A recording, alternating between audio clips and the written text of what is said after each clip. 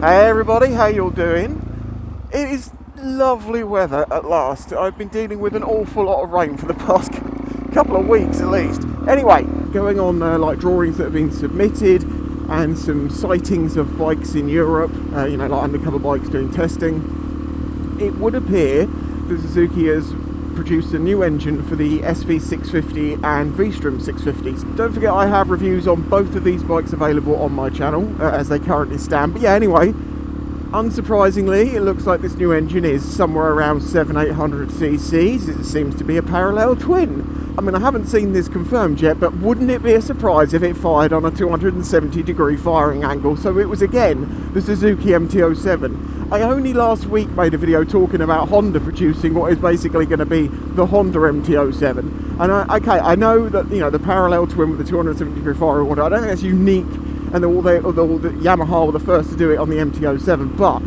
it proved what a good bike that could be because it gave real usable power low down. It still was a quick bike. It could be restricted for the A2. It was, it's pretty much the perfect bike on paper.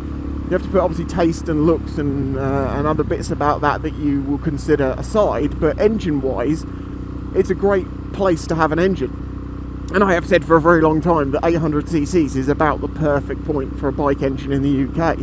The blend of being able to use the engine, but equally being quick enough that you've got plenty of grunt there should you want to use it. And it just leads me to thinking that, okay, now we've got Suzuki, Honda and Yamaha producing their middleweight sort of naked will be an 800cc parallel twin, and as I say, it's most likely going to be firing the same way as all of them, so it delivers its power more like a V-twin. I mean, it's not a bad thing necessarily, but is that reducing choice? Or is it reducing choice down to brand, pretty much? Because, there is brand loyalty, clearly, out there.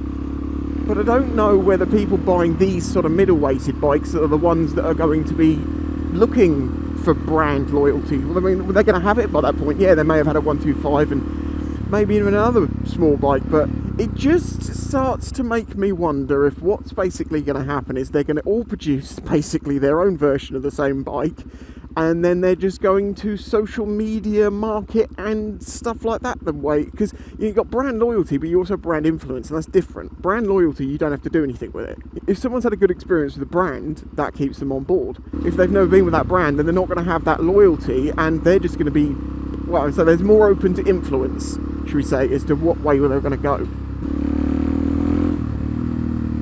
Ooh, oh, they actually hit. They actually hit.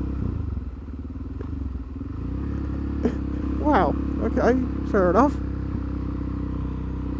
Do you want to just back off just a little bit?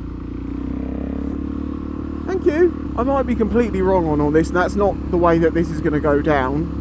Maybe there'll be much bigger differences between the brands, and of course the price makes a difference too. But it's just interesting how everyone's going to have the same thing, and then you're like, well, what are they going to compete on? And in this day and age, what wins? It's hype. It's getting people on board. It's influencing. I am not an influencer. I've had a few people call me that. I give people information. I don't try and influence. Influencer should be more actually referred to as coercer. Not necessarily give you all the information. Kind of, I don't want to say con you, but try and give you all the best bits. But yeah, anyway, it's just interesting how will the world and social media and the way that things are sold and costs of living and all that sort of stuff, how is that going to be influencing the motorcycle market? To be honest with you, I think for a lot of it won't make a difference, because in the UK, generally a motorcycle, even though it's a cheaper form of transport to a car, in my opinion, and from what I've ever known, it's still mostly a pleasure thing. Most people don't use their motorcycles for essential travel, to my understanding. I'm talking statistically here, and that is not to say that you don't, because I'm also someone who doesn't have a car licence, so I obviously use my bike for essential travel and non-essential travel and hooning around. Oh, you were hidden behind there, weren't you? Go on, blocker. Thank you, blocker. And the people who buy the really expensive top-end sports bikes tend to have that cash anyway. They're well off enough that the increase in cost of living probably isn't going to have a detrimental impact on their choices. You know what I mean? If it's a luxury product, you tend to have more well-off people buying it. But even so, it still makes you wonder about the lower end. Like, is there going to be less choice, or is everyone going to go with the same option and just you buy either the Honda version or the Suzuki version, or one you prefer the look of probably more than anything, and of course the final price. And these days the finance packages that are available, I didn't realise until I went for a job in trying to sell motorcycles a few years ago that I know I didn't get. My motorcycle knowledge was absolutely great. Unfortunately, they didn't seem to think that I knew the selling process well enough. And what I mean by that is I didn't have full understanding of...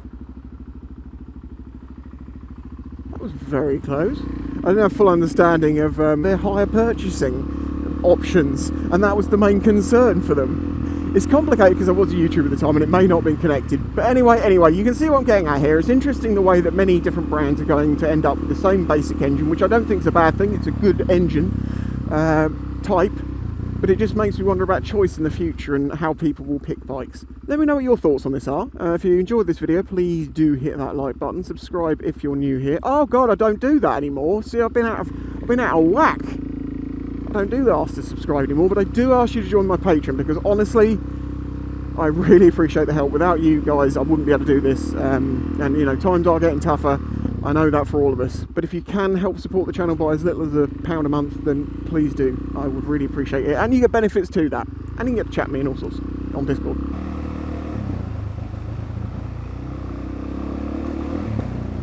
Oh.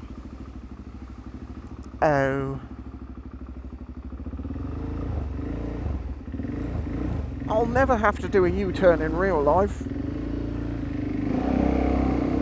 I scared the crap out of the woman in that car. She did not think I was going to make that. And how's that for irony? I arrive here and there is an MT-07, just to prove the point. I mean, look at it.